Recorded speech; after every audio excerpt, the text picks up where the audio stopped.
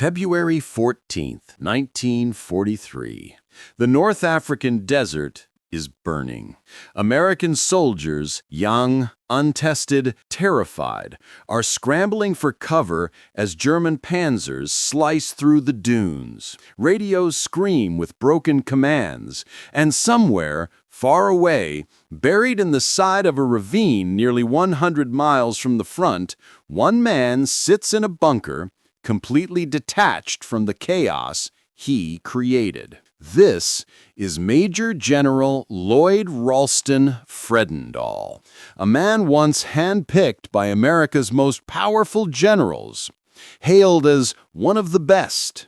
But on this day, his name would be etched into military history for all the wrong reasons. The Battle of Kasserine Pass, the United States' first major encounter with the German army in World War II, would become a symbol of arrogance, confusion, and disaster.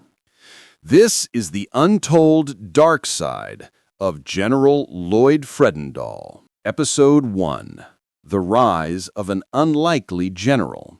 Lloyd Ralston Fredendall was born on December 28, 1983, in Cheyenne, Wyoming. His father was an officer who'd served in the Spanish-American War, a man of strict discipline and ambition. The son inherited the ambition, but not the discipline. Twice he entered West Point, twice he left, first dismissed, then dropping out on his own. After failing at West Point, he tried the Massachusetts Institute of Technology. That didn't last long either. But in 1906, fate smiled. He scored first out of 70 applicants on the Army's officer exam. In 1907, he was commissioned a second lieutenant of infantry. To the Army's paperwork, he was brilliant.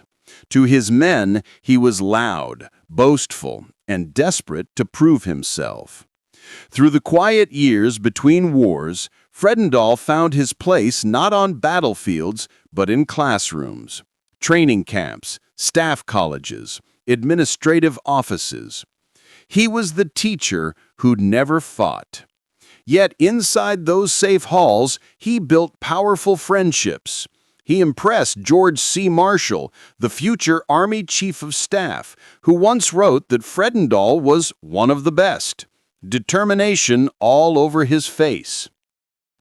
It would be Marshall's faith and Eisenhower's trust that would one day send Lloyd Fredendall to war. Episode 2. The Teacher Goes to War. November 8, 1942. Operation Torch. The Allied invasion of North Africa. Fredendall, now a major general, was placed in command of the Central Task Force, leading 39,000 men ashore near Oran, Algeria. For the first time, he was in charge of a real army. He relished the power. He strutted across docks, barked orders in a booming voice, and peppered his speech with what soldiers would later call Fredendall-isms. Infantrymen were walking boys. Artillery, pop guns. Orders, a riddle wrapped in arrogance. It wasn't leadership, it was theater. Still, the invasion succeeded. Oran was captured. The Americans had landed. But behind the headlines, Fredendall's flaws were already showing. He ignored the British and the French allies, calling them pompous and unreliable. He bragged to his staff that he could teach any Englishman how to fight a war. To his misfortune, he was about to meet a man who needed no lessons. Field Marshal Erwin Rommel, the Desert Fox. Episode 3. The Bunker King. When Fredendall took charge of the U.S. Second Corps in Tunisia, his first order wasn't to reinforce the front, it was to build himself a fortress. He ordered a battalion of engineers to blast out a vast underground headquarters, complete with offices, sleeping quarters, and blast doors. It lay 70 to 100 miles behind the lines, carved into stone. He called it Speedy Valley. His men called it Shangri-La, a million miles from nowhere. An embarrassment to every American soldier.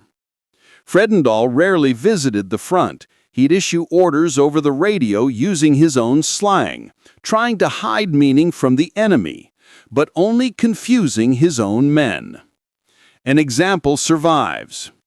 Have your boss report to the French gentleman whose name begins with J at the place which begins with D, 5 grid squares left of M. No one could decode it. Some commanders simply guessed. While Rommel's Africa Corps was planning lightning strikes, Fredendall was demanding a bulletproof Cadillac, jealous that Eisenhower had one. His priorities were buried as deep as his bunker. Episode 4. The Road to Disaster. January 30th, 1943. German panzers pierce French positions at Fredendall Pass. The French call for help. Fredendall responds slowly, sending a small American force under Brigadier General McWillan forward without air cover or reconnaissance. 17 Shermans roll straight into a trap and are obliterated by German 88mm guns. Eisenhower arrives at the front days later. He's shocked. No minefields, no defenses, no urgency. Fredendall stays hidden in his ravine, insisting everything is under control. Eisenhower writes in his diary, "It was the only time I ever saw a higher headquarters so concerned for its own safety, it dug itself underground." Still, the U.S. Second Corps remained scattered. Divisions spread thinly across the mountains in penny packets, too far apart to support each other. All that Rommel needs now is a weak spot. Fredendall is about to hand him one. Episode 5. The Desert Fox Strikes. February 14th, 1943. Valentine's Day. At Sidi Bouzid, Rommel's 10th and 21st Panzer Divisions attack from north and south, crushing the Americans in a steel trap. Colonel Thomas Drake radios for permission to withdraw. Fredendall, sitting in his bunker, miles away, orders him to hold and wait for reinforcements. Reinforcements that never come. By nightfall, 1,400 Americans are captured. Rommel seizes their tanks and equipment intact. For the first time, the German army fights American troops and wins decisively.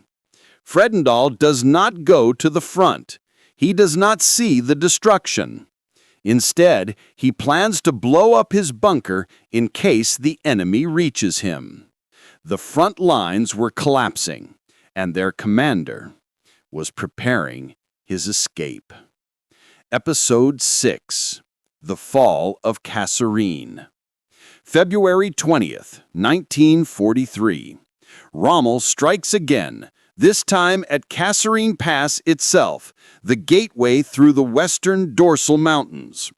Fredendall's orders to his field commanders are chaotic.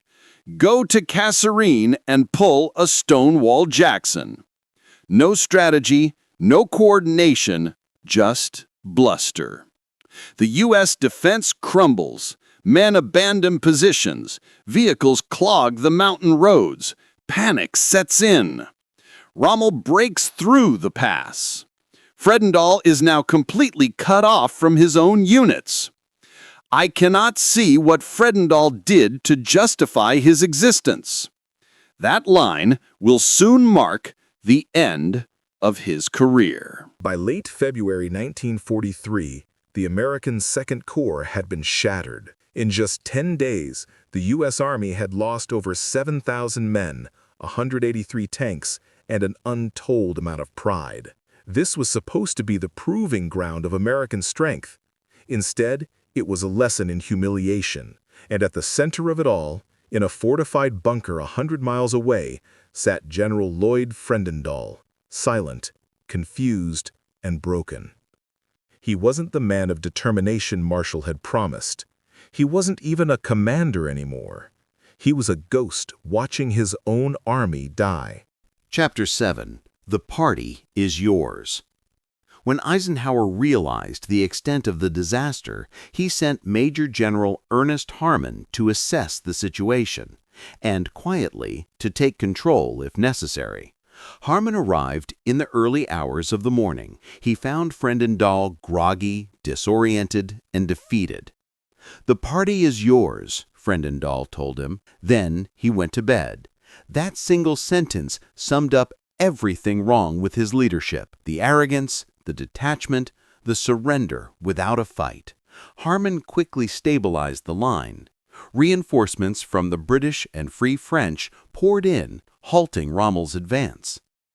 Rommel, short on fuel and facing stiffening resistance, called off the attack on February 23, 1943.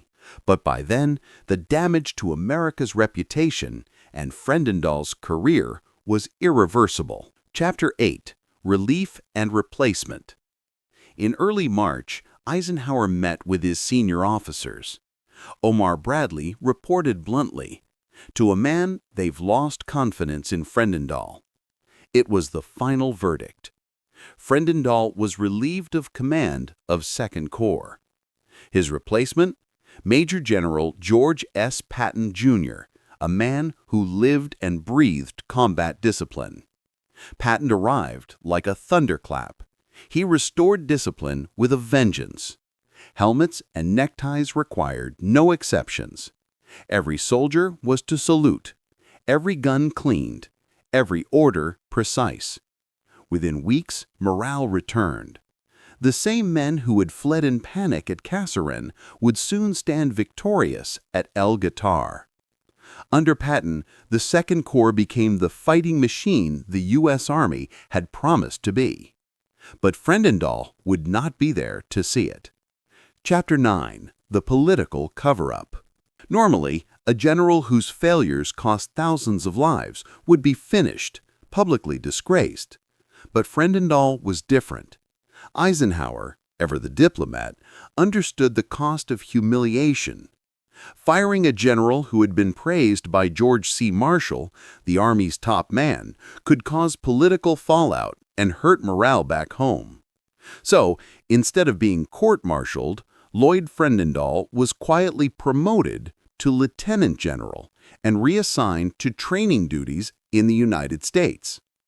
It was a face-saving maneuver, a polite burial of his reputation. He would never again command troops in combat. Instead, he trained others, the next generation of soldiers, to fight a war he himself had failed to lead. Chapter 10. The Forgotten Years. Fredendall's new post placed him at 2nd Army Headquarters in Memphis, Tennessee. There, far from the front lines, he lived in quiet obscurity. He wore his medals proudly, the Distinguished Service Medal, the European African Campaign Medal, but behind the ribbons was a man haunted by the desert. He retired in March 1946, ending 39 years of continuous service. By then, his name had already faded from newspapers, replaced by Patton, Bradley, and Eisenhower, the heroes of Europe. He died in 1963, at the age of 79, buried with full honors. But among historians, his name would never be honored. It would be remembered with one phrase: the man who lost Kasserine Pass. Chapter 11. The Dark Side of Command. Lloyd Fredendall's story is more than just a tale of one man's failure. It's a warning about arrogance, detachment, and the cost of pride. He was a general obsessed with safety, not victory. A man who built walls around himself, literal and psychological, until he could no longer hear the cries of his own soldiers. When you lead from a bunker, you see the war through maps and radios, not through the eyes of men dying in the sand. Fredendall never learned that difference. and thousands paid the price for it. History is filled with stories of great leaders who inspired courage. But Lloyd Fredendall stands apart, a reminder that rank and ribbons mean nothing without empathy and courage. Chapter 12. Legacy of a Cautionary Tale. Even today, military academies study the Battle of Kasserine Pass, not as a triumph, but as a lesson. Cadets learn how not to lead, how not to communicate, how not to hide from responsibility. He was loud and rough in speech, but impatient with those who knew more than he. He was the wrong man in the wrong place. Fredendall's leadership failures forced the U.S. Army to evolve, to fix its structure, its communication, its discipline. From the ashes of Kasserine rose the American war machine that would later storm Normandy and liberate Europe. In a strange way, his failure paved the road for victory. But for the men who fought under him, the cost was blood, humiliation, and trauma. Chapter 13. Final Reflection. When we think of World War II, we think of heroes: Eisenhower, Patton, Bradley, Nimitz, MacArthur. But hidden beneath those shining names are the shadows, the men who stumbled, whose pride blinded them, whose decisions buried thousands. Lloyd Fredendall wasn't evil. He wasn't a traitor. He was something perhaps more dangerous, a man promoted beyond his ability, too proud to admit it. The real measure of a commander is not how loud he speaks, but how closely he listens. Fredendall never listened. He only commanded. And that, more than any enemy bullet, destroyed him.